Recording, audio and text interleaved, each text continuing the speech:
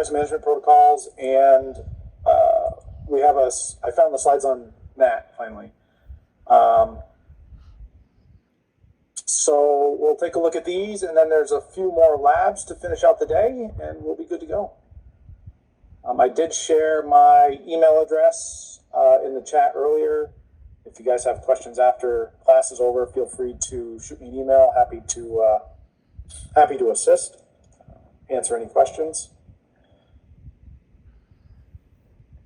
So if there's no questions now, let's take a look at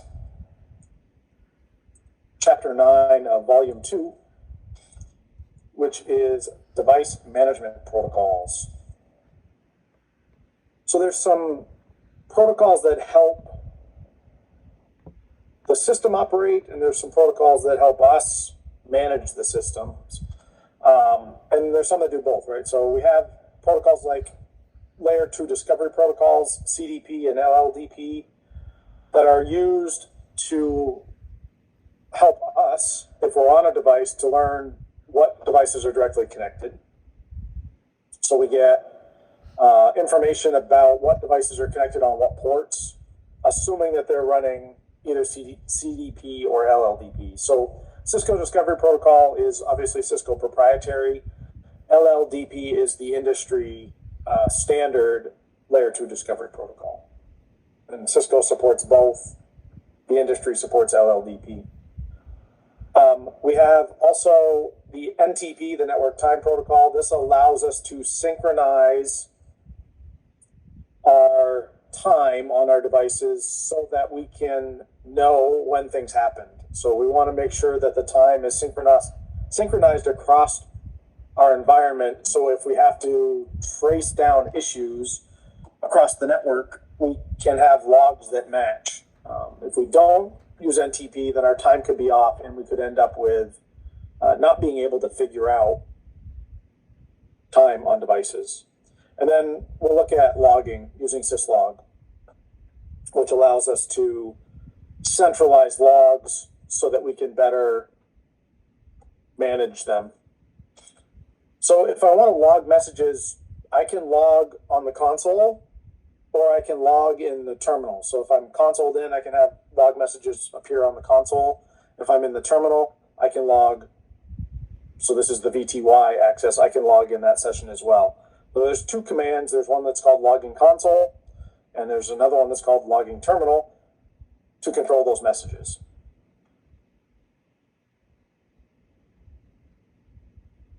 We also can have a log buffer, and we can control that log buffer inside of iOS. So I can go back in after an event has happened, and I can look at the logs that are still available on the device in order to try to troubleshoot what happened.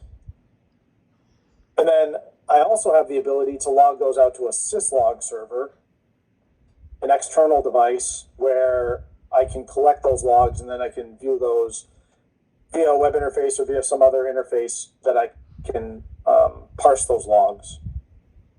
So we have a variety of options for logging.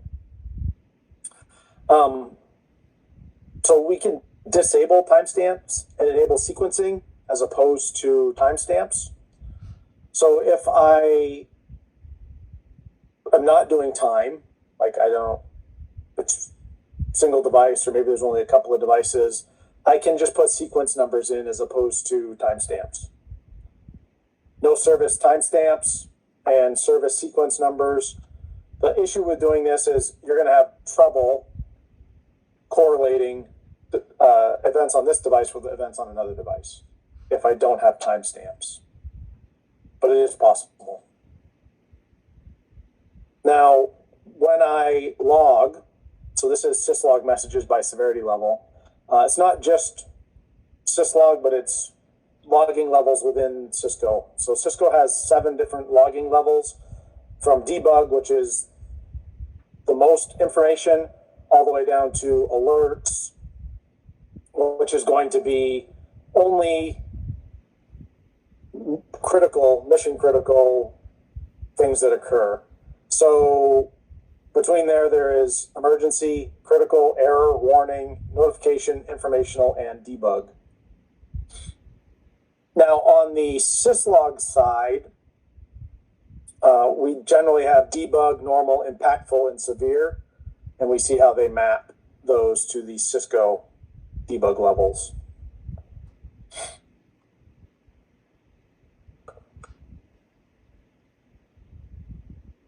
So here's how we configure logging.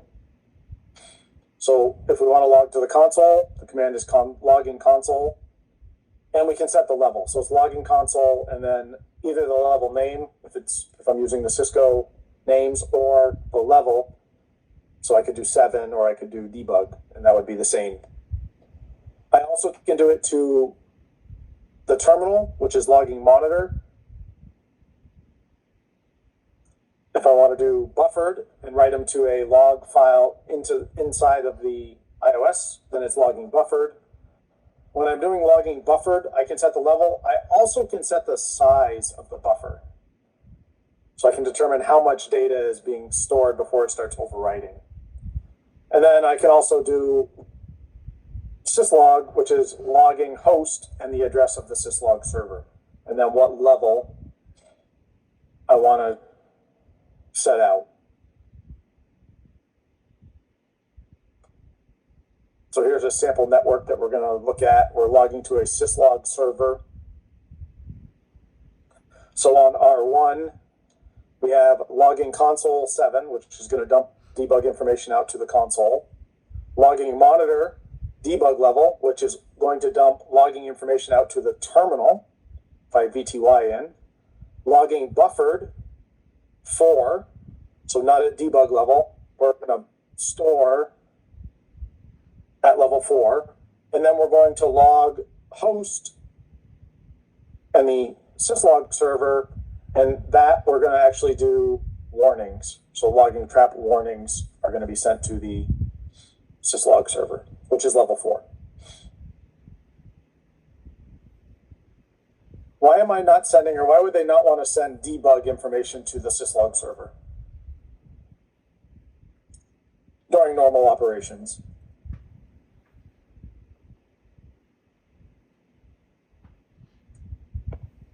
Any thoughts? Yeah, exactly, Chris. Too much information. We don't need that much information during normal operations. Now, if we have a problem, we may go in and turn on debug to a syslog server, but under normal circumstances, we don't want to send debug information there. And then we can do a show logging, and it will show us the logging levels, console, monitor, buffered, as well as trap logging, which would go out to the syslog server.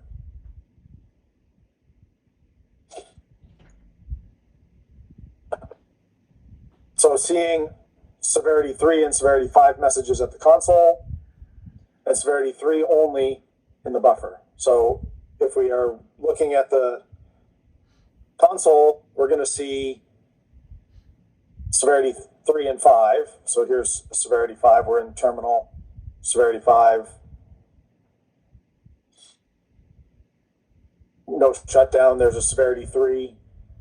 There's a severity 5. And when we look at the log, we only see the severity 3, not the severity 5. Because remember, we set the logging different in the buffer, only to warnings, not to debug.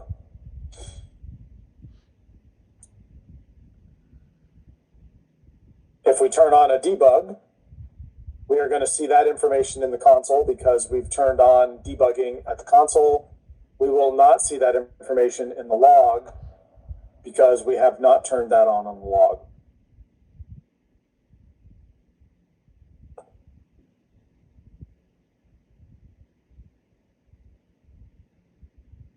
So this is looking at the information from both sides, R1 and R2. Note, we only see the warning in the log here, and this was happening on R2, so we're going to see in the console 3 and 5.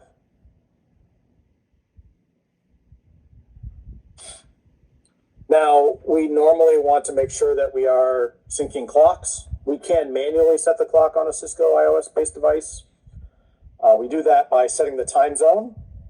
So we go into global config mode, set clock time zone. In this case, it's EST -5. And we can do clock summer time EDT recurring that lets it change for daylight savings. And then outside of global config mode, we can do a clock set command and set the time and date. And then we can do a show clock and it will show us the date and time.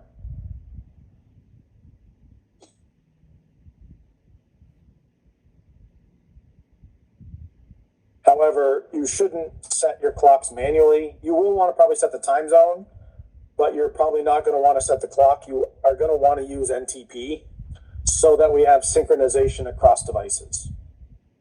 So in this case, we're using a router as our NTP server. That router hopefully is syncing its clock with an external NTP source so that everything is synced together.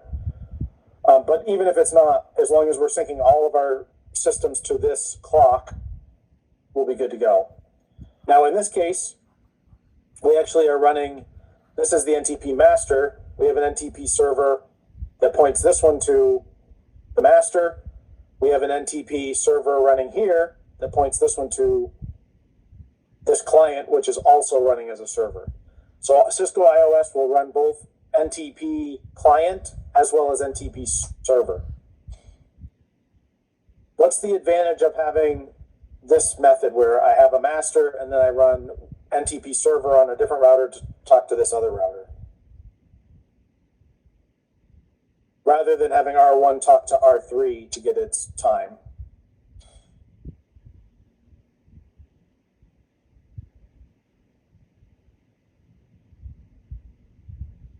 Any thoughts on why I might do that?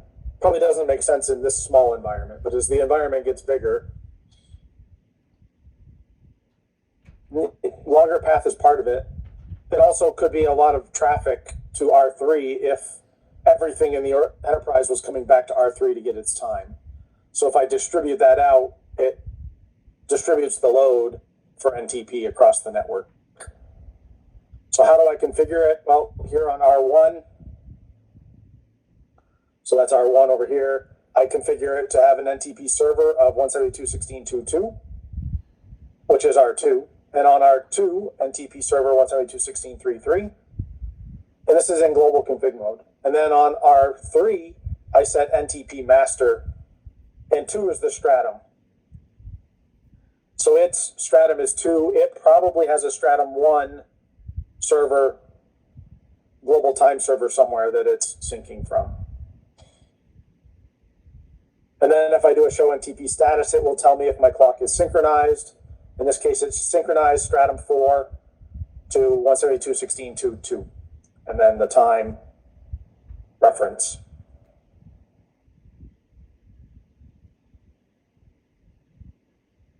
And if we look at the R1 and R2, so I'm on R1 showing NTP associations, and it shows me the R2 peer, so it's a system peer, with the IP addresses, the reference clock, and any offsets that might occur. And then on R2, I do a show NTP associations, and I see R3, the reference clock 127.127.1.1,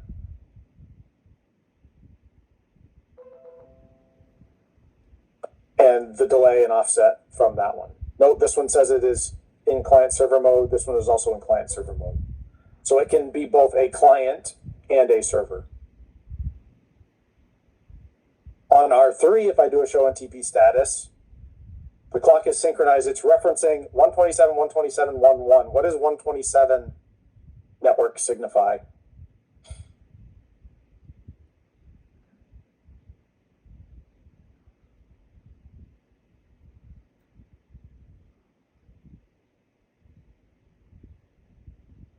Anyone remember? Yeah, Jeff, it's loop back. So it's referencing itself, and you can see that down here in the NTP associations, the reference clock is local. So it's looking at its local clock. It's using 127.127.1.1, and hopefully it's not offset from itself or any delay from itself. So it's not referencing an external clock, it's using its own local clock. So different stratum levels. Somewhere we probably have a main NTP server. Maybe it's on the internet. We're using NIST time servers, or we're using somebody's time servers. We are synchronizing. Those are stratum 1. Our first synchronization is stratum 2. These are stratum 3 because they're another hop away. If there's another level below that, it's stratum 4. If there's another level below that, stratum 5, and so on. So in this case, we can set our NTP server to time-a-b.nist.gov, setting them to the government time servers.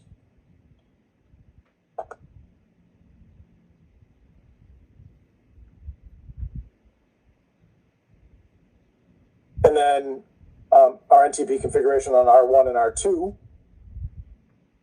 NTP servers, setting them there. NTP master 7. That makes sure that if the internet goes away, we don't lose our time. Even though it might not be synced at that point.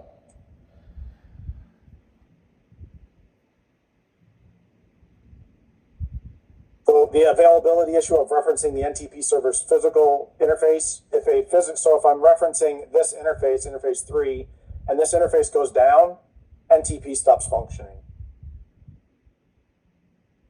If I'm referencing 1 and that goes down, NTP stops working. If I'm referencing 2, NTP stops working. So what should I reference for NTP? Yeah. What should I reference?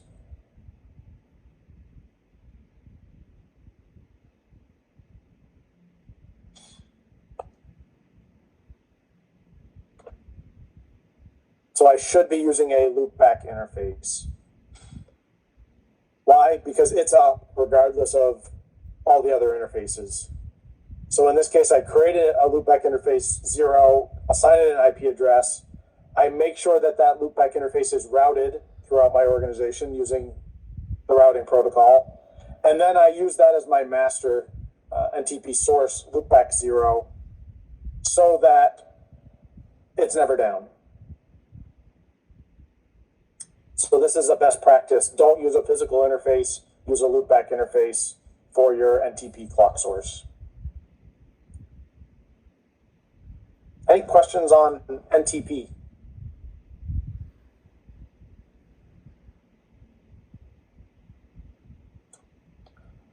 All right, then let's talk about layer 2 discovery. In this case, CDP. So show CDP neighbors is going to show us all of the devices that are connected that run CDP. And it'll give us information about those devices. And it will even give us information if they're not connected properly. Like if they don't have the same IP address, for example. CDP runs on layer 2, so it'll show us the information even though they may not be connected properly. We also can do a show CDP neighbor detail, which will get us more information, approximately 15 lines of information for each neighbor. And then I can look at an individual entry by doing a show CDP entry and the name of that entry. Obviously, the neighbor has to have a name at that point or be able to do it. So in this case, we have 2 switches and a router, and I have CDP. So I'm looking at switch 2, this guy here. Switch 2 is going to have 2 neighbors, switch 1 and R1. And the interface that I'm connected on the local device, so on switch 2, and the port on the other side, which is the remote device, switch 1's port and the router's port. So very helpful in determining your neighbors. Note, if I do a show CDP neighbor detail, it's going to give me more information like IP address information, the platform, capabilities. Am I doing IGMP? Finding your Cisco phones is another good one. Yep. Phones run CDP or LLDP, depending on which one I'm running in the network. Here's the show CDP neighbor detailed command continued. So it shows me the version of iOS that it's running, provides me a bunch more information. Will show me any VTP, that's the VLAN information. So if they're part of a VLAN management domain, we would see that. The management IP address of the device, what duplex I'm at. So the most common commands to do here, show CDP interface. That's going to verify that CDP is running globally. If I do show CDP, if I do it per interface, that's going to tell me whether it's running on that interface. And then I can look at the traffic statistics by doing a show CDP traffic. And here's what those commands look like. So CDP, by default, sending packets every 60 seconds. It's got a hold time of 160 seconds, so it'll hold it for 3 minutes. And it sends CDP advertisements. And if I look at a particular interface, I'm going to see information about that, sending CDP packets every 60 seconds. Hold time is 180 seconds.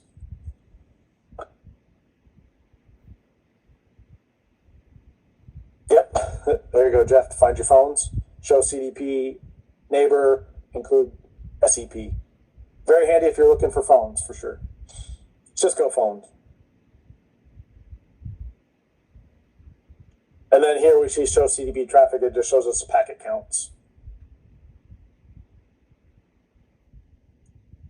LLDP is the exact same, not exactly the same, but very close to CDP. So we do show LLDP neighbors, and we're going to get very similar information as we would have gotten previously from CDP.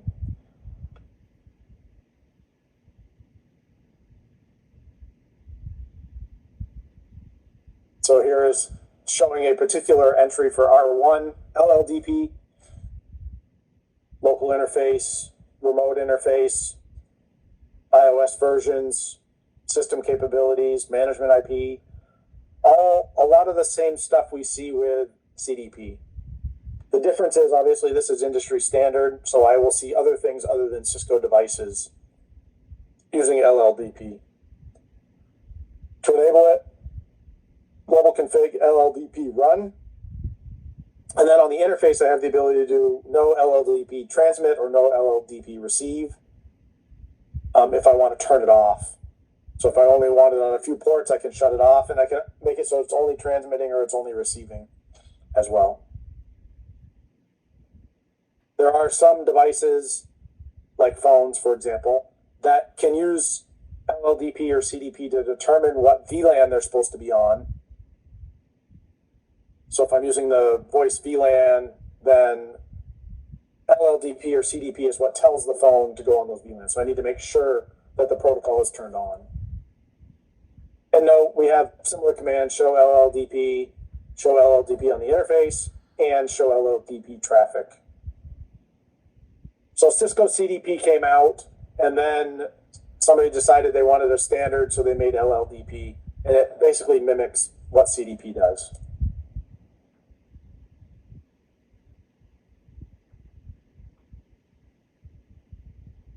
Any questions on LLDP or CDP?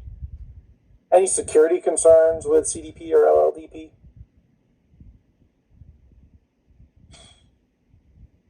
Chris says yes. Why is that?